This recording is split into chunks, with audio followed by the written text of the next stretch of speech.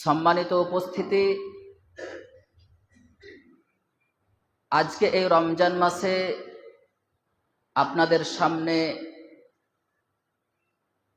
আমার আলোচনার মৌলিক বিষয়বস্তু হচ্ছে সিয়ামের দাবি। আমরা এই গুরুত্বপূর্ণ মাসে উপস্থিত হয়েছি এবং সকলেই আল্লাহর রহমতে, আল্লাহর দয়ায় যে ফজিলতপূর্ণ মাস, সেই মাসের ফজিলত নেওয়ার জন্য অগ্রসর হয়ে আছি। আমাদেরকে জানতে হবে, আমরা যে সিয়াম পালন করব, এই সিয়ামেরও কিছু দাবি আছে। এই দাবিগুলি যদি আমরা সঠিকভাবে পূর্ণ করতে পারি, তাহলে এই মাসের যে ফজিলত রয়েছে, যে বরকত রয়েছে, সেই ফজিলত, সেই বরকতগুলো আমরা অর্জন করতে পারব। অন্যথায় আমাদের সিয়াম বলে গণ্যিত হবে না, সেটি রোজা বলে গণ্যিত হবে। সিয়াম এবং রোজার মধ্যে এতটাই পার্থক্য যে সিয়াম সবাই রাখতে পারে না, কিন্তু রোজা সবাই রাখতে পারে। এই সিয়ামের প্রস্তুতিতে আল্লাহ সুবহানাহু ওয়া তাআলা মহানবী সাল্লাল্লাহু আলাইহি সাল্লামের পবিত্র জবান দ্বারা বলে দিয়েছেন, ইযা দাখালা শাহরা রমাদান ফুতিহাত আবওয়াবুস সামা ওয়া গুল্লিকাত আবওয়াবু জাহান্নাম ওয়া সুলসুলাতিশ শায়াতিন। যখন এই বরকতপূর্ণ রমজান মাস প্রবেশ করে, তখন আসমানের দরজাগুলোকে বন্ধ করে দেওয়া হয়, আসমানের দরজাগুলোকে খুলে দেওয়া হয়, জাহান্নামের দরজাগুলোকে বন্ধ করে দেওয়া হয়, শয়তানকে শৃঙ্খলাবদ্ধ করা হয়। ইদা দাখালা শাহরা রমাদান ফুতিহাত আবওয়াবুল জান্নাহ ওয়া গুল্লিকাত আবওয়াবু জাহান্নাম ওয়া সুলসিলাতিশ শায়াতিন। যখন এই পবিত্র রমজান মাস প্রবেশ করে, এই রমজান মাসের মর্যাদার ক্ষেত্রে আল্লাহ সুবহানাহু ওয়া তাআলা জান্নাতের দরজাগুলোকে উন্মুক্ত করে দেন, জান্নাতের দরজাগুলোকে খুলে দেন, জাহান্নামের দরজাগুলোকে বন্ধ করে দেন, শয়তানকে শৃঙ্খলাবদ্ধ করে দেন। ইদা দাখালা শাহরা রমাদান ফুতিহাত আবওয়াবুর রাহমা ওয়া গুল্লিকাত আবওয়াবু জাহান্নাম ওয়া সুলসিলাতিশ শায়াতিন।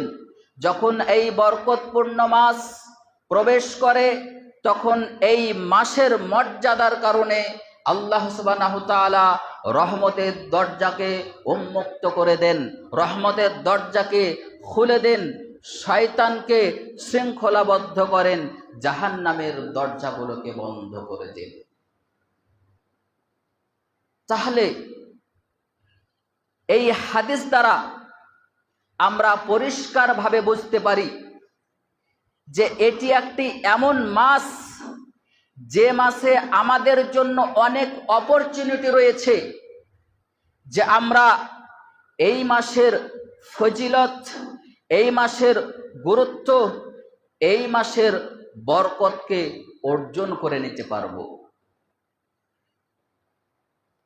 এর জন্য আমাদেরকে কি করতে হবে? সিয়ামের কি দাবি আছে, সেই দাবিগুলো আমাদেরকে পূর্ণ করতে হবে।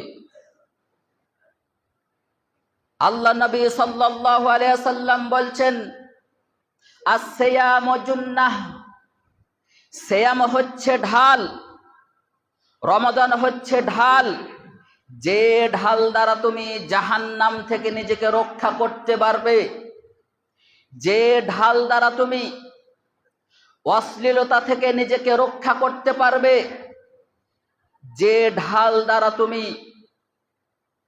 নিজেকে মূর্খতা থেকে আত্মরক্ষা করতে পারবে, ফালা ইয়ারফুস ওয়ালা ইয়াজহাল ওয়া ইন ইমরুন কাতালাহু আও শাতামাহ ফালিয়াকুল ইন্নী সাইমুন মাররাতাইন। এই সিয়ামের অবস্থায় কোনো মানুষ যদি তোমার সাথে ঝগড়া করতে আসে, বিবাদ করতে আসে, তোমার সাথে ঝগড়া করতে চাই, তোমার সাথে মূর্খতাতে লিপ্ত হতে চাই, তাহলে তুমি তাকে দুইবার বলো ইন্নী সাইমুন, আমি রোজা আছি, আমি সাইম, আমার সাথে মূর্খামি করতে এসো না। তাহলে সিয়ামের সর্বপ্রথম দাবি হচ্ছে যে আপনাকে যত অশ্লীলতা আছে সমস্ত অশ্লীলতা থেকে নিজেকে আত্মরক্ষা করতে হবে। যত রকমের মূর্খতা রয়েছে সমাজের মধ্যে সমস্ত মূর্খতাকে এড়িয়ে চলতে হবে। এভাবে যদি আপনি নিজেকে আত্মরক্ষা করতে পারেন তাহলে আপনি সিয়ামের দাবিকে পূর্ণ করতে পারবেন এবং আপনি বরকত লাভে সফল হবেন। এছাড়াও আল্লাহ নবী সাল্লাল্লাহু আলাইহি ওয়াসাল্লাম বলছেন, মাল্লাম ইয়াদা কাওলা যুর ওয়াল আমালা বিহি ফালাইসা লিল্লাহি হাজা ফি আইয়াদা তুআমাহু ওয়া শারাবাহ। যে ব্যক্তি সিয়াম অবস্থায় মিথ্যা বলা বর্জন করতে পারে না, যে ব্যক্তি সিয়াম অবস্থায় মিথ্যা এবং সেই অনুযায়ী আমল কর্ম থেকে বিরত থাকতে পারে না, ফালা হাজাতা ফি আইয়াদা তুআমাহু ওয়া শারাবাহ, তাহলে তার পানাহার থেকে বিরত থাকার কোনো প্রয়োজন নেই। যেরকম ভাবে একজন ব্যক্তি খাওয়া দাওয়া করলে তার সিয়াম পালন হয় না, এরকম ভাবে কেউ যদি সিয়ামের অবস্থায় মিথ্যা বলা বর্জন করতে না পারে, সেই অনুযায়ী আমল কর্ম থেকে বিরত থাকতে না পারে, তাহলে তারও সিয়াম হবে না। পরিষ্কারভাবে আল্লাহ নবী সাল্লাল্লাহু আলাইহি সাল্লাম বলে দিয়েছেন যে তার পানাহার থেকে দূরে থাকার কোনো প্রয়োজন নেই, তার সিয়াম কবুল হবে না। তাহলে সিয়ামের দাবি যে এই সিয়াম অবস্থায় আপনাকে মিথ্যা বলা বর্জন করতে হবে। যত রকমের ধোঁকাধাড়ি কাজ রয়েছে, বিজনেস করেন, যে কোনো ব্যবসা করেন, এই ব্যবসার ক্ষেত্রে যত রকমের ধোঁকা রয়েছে সমস্ত ধোঁকা থেকে আমাদেরকে বিরত থাকতে হবে। এটি হচ্ছে সিয়ামের দাবি। আজকে বলা বাহুল্য যে যখন রমজান মাস আসে তখন পণ্যের দামকে হাই বাড়িয়ে দেওয়া হয়, কিন্তু সেই পণ্যটাই রোজার 15 দিন আগে, 10 দিন আগে, 1 মাস আগে দেখবেন স্বাভাবিক ছিল, কিন্তু যখনই রমজান মাস এসেছে তখন সমস্ত ব্যবসায়ীরা পণ্যের দাম হাই করে দিয়েছে। আমাদের মুসলিম হিসেবে লজ্জা থাকা উচিত যে এই বরকতপূর্ণ মাস যেখানে আমরা মানুষকে ফ্যাসিলিটির মাধ্যমে অনেক নেকি অর্জন করতে পারি, অনেক বরকত অর্জন করতে পারি, সেই বরকতপূর্ণ মাসকে আমরা আল্লাহ নবী সাল্লাল্লাহু আলাইহি সাল্লামের দেখানো পথের বিপরীতে পরিচালিত করছি। সম্মানিত উপস্থিতি, একটু ভেবে দেখবেন যে সিয়াম যে দাবি নিয়ে এসেছে এই দাবি পূরণে আমরা কতটা সক্ষম। আমরা এমনিতেই তো যতই দান করে না কেন তবুও সেটি আমাদের নিকটে কম। এরপরেও রমজান মাসে একটি সুযোগ থাকে যে এই মাসে আপনি পণ্যের দামকে কমিয়ে দিয়ে একটু বেশি নেকি নিতে পারবেন, বেশি নেকি অর্জন করতে পারবেন। আপনার জন্য একটি অপরচুনিটি রয়েছে, আর সেই অপরচুনিটিকে আপনি নিজেই নষ্ট করে দিচ্ছেন।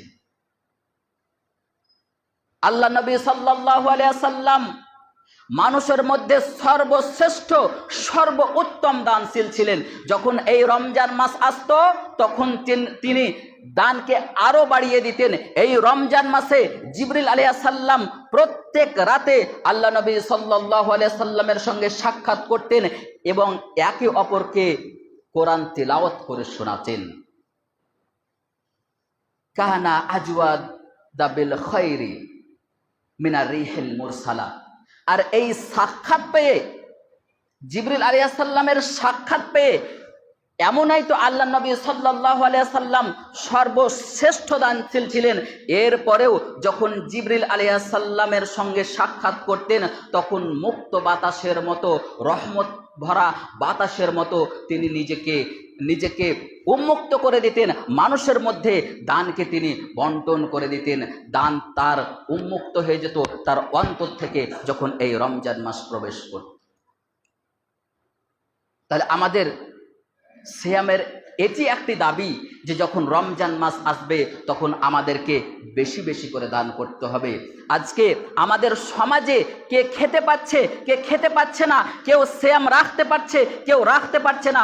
অনেক মানুষ আছে যারা অসুখ দেখাতে পারছেন না, অসুখ দেখাতে না পারার কারণে তারা সিয়াম রাখতে পারছেন না। এই দিকে আমরা দৃষ্টিপাত করি না। আজকে এই রমজানকে আমরা শুধুমাত্র বিভিন্ন রকমের খাবার দাবারের আয়োজনে পরিণত করে ফেলেছি। আজকে আমাদের ইফতারের কিভাবে সাজাতে হবে, ইফতারকে, ইফতারের মধ্যে কি আছে, আজকে ইফতারের মধ্যে কি নেই, কালকে ইফতারের মধ্যে আমাকে কি রাখতে হবে, সাহারি আমাকে কি দিয়ে করতে হবে, কি খেতে গেলে আমাকে ভালো লাগবে সাহারির মধ্যে, কোন খাবারগুলো আমি সাহারিতে খেতে পারবো না। এই যে একটি খাবারের রমরমা ছড়িয়ে পড়েছে এই রমজান মাসে। সম্মানিত উপস্থিতি, বেশি দূরে আপনাকে যেতে হবে না। এই 10-20 বছরে আপনি স্মরণ করুন যে অসংখ্য মসজিদে অসংখ্য মানুষ যখনই 3-4-5 রমজান শেষ হয়ে যেত, তারপর থেকে মসজিদে ইফতারি দেওয়া শুরু হতো, তো শেষ রমজান পর্যন্ত চলতে থাকতো। তখন মানুষ অভাবী ছিল, এর পরেও তারা কিভাবে খাবো, কিভাবে খাবো না, কি আমাকে খেতে ভালো লাগবে ইফতারে, কি সাহারিতে আমি খাবো, এই চিন্তা না করে তারা মানুষকে খাওয়িয়েছেন। তারা মানুষের ভালোবাসা পেতে চেয়েছেন, আল্লাহর ভালোবাসা পেতে চেয়েছেন, আল্লাহ নবী সাল্লাল্লাহু আলাইহি সাল্লামের ভালোবাসা পেতে চেয়েছেন। এই রমজানের বরকত তারা হাসিল করতে চেয়েছেন, তারা উপার্জন করতে চেয়েছেন, তারা সক্ষম হয়েছেন। আজকে আমাদের টাকা পয়সার অভাব নেই, কিন্তু আমাদের এই মানসিকতার অভাব রয়েছে যে আমাদেরকে মানুষকে খাওয়াতে হবে। মানুষকে খাওয়াতে গেলে যে মানুষের মধ্যে একটি ভালোবাসা বাড়ে, মানুষের ছোটদের প্রতি স্নেহ ও বড়দের প্রতি ভালোবাসা বাড়ে এবং নিজেকে আত্মশুদ্ধি করা যায়, এই চিন্তাটি আমাদের মাথায় আজকে নেই। সম্মানিত উপস্থিতি, রমজান এমন একটি বরকতপূর্ণ মাস যে মাসে আপনি নিজেকে আত্মশুদ্ধি করতে পারবেন, যে মাসে আপনি নিজেকে নতুনভাবে মডিফাই করতে পারবেন। আপনার জীবনের যে সমস্ত ভুল রয়েছে সেই ভুলগুলোকে মিটিয়ে দিয়ে আপনি সেই জায়গাতে সঠিক জিনিসটাকে স্থাপন করতে পারবেন, সঠিক জিনিসটাকে আপনি বপন করতে পারবেন। এইরকমই হচ্ছে একটি রমজান বরকতপূর্ণ মাস। সম্মানিত উপস্থিতি, আমরা যদি সিয়ামের দাবিকে পূরণ করতে চাই, তাহলে আল্লাহ নবী সাল্লাল্লাহু আলাইহি সাল্লাম বলছেন, মান ফাত্তারা সাইমান কানা লাহু মিসলু আজরিহি গায়রা আন্নাহু লা ইয়ানকুসু মিন আজরি সাইম। যে ব্যক্তি কোনো ব্যক্তিকে ইফতার করায়, তো যে ব্যক্তি ইফতার করালো, যাকে ইফতার করালো, সে সিয়াম রাখার কারণে যেরকম নেকি পাবে, যে ইফতার করাচ্ছে অনুরূপী তার মতোই নেকি পাবে। কিন্তু যাকে ইফতার করানো হচ্ছে তার নেকি কেটে তাকে দেওয়া হবে না, যে ইফতার করাচ্ছে তাকে দেওয়া হবে না। তাহলে আপনি যদি 50টা মানুষকে খাওয়ান, তাহলে ওই 50টা মানুষ সিয়াম রাখার কারণে যেরকম নেকি অর্জন করতে পারবেন, আপনিও ওই 50টা মানুষের মতোই নেকি অর্জন করতে পারবেন ইফতার করার কারণে। সম্মানিত উপস্থিতি, আমাদের মানসিকতা পরিবর্তন করতে হবে, আমাদেরকে ভাবতে হবে এবং এই ইফতারি করার মাধ্যমে আমাদের সমাজে যারা ছোট আছে তাদের প্রতি স্নেহ সৃষ্টি হয়, বড়দের প্রতি ভালোবাসা সৃষ্টি হয়, আমরা বেশি বেশি নেকি উপার্জন করতে পারি। এবং সব থেকে একটি ভালো দিক হচ্ছে যে যাদের মধ্যে হিংসা বিদ্বেষ সৃষ্টি হয়ে আছে আপনার ব্যাপারে, তার সেই হিংসা বিদ্বেষগুলো মুহূর্তের মধ্যে দূর হয়ে যায়। এভাবে নিজেকে মডিফাই করা যায়। সম্মানিত উপস্থিতি, আমাদেরকে ভাবতে হবে, আমরা এই বরকতপূর্ণ মাসে উপস্থিত হয়েছি, আমাদেরকে বেশি বেশি নেকি উপার্জন করার চেষ্টা করতে হবে। এরপরে আল্লাহ রাব্বুল আলামিন সূরা বাকারা অধ্যায় 2 আয়াত নাম্বার 185 মধ্যে বলছেন, শাহরু রমাদান আল্লাযী উনজিলা ফীহিল কুরআন হুদাল লিন-নাসি ওয়া বায়্যিনাতিন মিনাল হুদা ওয়াল ফুরকান। রমজান মাস কোন মাস জানো? রমজান হচ্ছে সেই মাস যে মাসে পবিত্র কোরআন নাজিল করা হয়েছে, যা মানুষের জন্য হেদায়েত স্বরূপ, যা হেদায়েতের সুস্পষ্ট নিদর্শন এবং সত্য মিথ্যার পার্থক্যকারী। তাহলে এই মাসে পবিত্র কোরআন নাজিল করা হয়েছে। আর আমরা যদি একটু গভীরভাবে চিন্তা করি যে এই মাসকে এত বরকতপূর্ণ কেন করা হয়েছে, তাহলে আমরা একটি কথা বুঝতে পারবো যে এর পিছনে রয়েছে পবিত্র আল কোরআন। কোরআন যেখানে বরকত সেখানে, কোরআন নেই যেখানে বরকত নেই সেখানে। তাহলে এই মাসে আমাদেরকে পবিত্র কোরআন বেশি বেশি করে তেলাওয়াত করতে হবে। পবিত্র কোরআনের সাথে আমাদেরকে সবসময় অ্যাক্টিভ রাখতে হবে। রমজান মাসে যে সমস্ত উত্তম কাজ রয়েছে তার মধ্যে সর্বশ্রেষ্ঠ উত্তম কাজ হচ্ছে কোরআন তেলাওয়াত করা, কোরআনকে বুঝে পড়া। এই জন্য আল্লাহ নবী সাল্লাল্লাহু আলাইহি সাল্লাম বলছেন, আসিয়ামু আল কুরআন ইয়াশফাআনি লিল আবদি ইয়াউমাল কিয়ামাহ। সিয়াম এবং কোরআন কিয়ামতের দিন আপনার ব্যাপারে আল্লাহ সুবহানাহু ওয়া তাআলার কাছে সুপারিশ করবে। ইয়াকুলু সিয়াম আই রাব্বি মানাআতুহু তুআমা ওয়াশ শাহওয়া। ইয়াকুলু সিয়াম আই রাব্বি মানাআতুহু তুআমা ওয়াশ শাহওয়া। সিয়াম বলবে, হে আমার প্রতিপালক, আমি এই ব্যক্তিকে দিনের বেলায় পানাহার থেকে, যৌন ক্ষুধার নিবারণ থেকে দূরে রেখেছিলাম। ওয়ায়াকুলুল কোরআন ইয়া রব্বি মানাতুহুন নাওমা বিল্লাইল। হে আমার প্রভু, এই ব্যক্তিকে আমি রাত্রে ঘুম থেকে বিরত রেখেছিলাম। এই ব্যক্তি এই মাসে আমাকে তেলাওয়াত করেছে, তেলাওয়াত করার কারণে সে নিজের ঘুমকে বিসর্জন দিয়েছে, সে নিজের নিদ্রাকে বিসর্জন দিয়েছে। ফাসাফিনি ফিহি। সুতরাং এর ব্যাপারে আমাদের দুজনের সুপারিশ গ্রহণ করো। তখন আল্লাহ সুবহানাহু ওয়া তাআলা এই সিয়াম এবং কোরআনের সুপারিশ গ্রহণ করে নেবেন। তাহলে সিয়ামের দাবি আমরা যদি পূরণ করতে পারি, তাহলে সিয়াম আমাদের জন্য সুপারিশ করবে।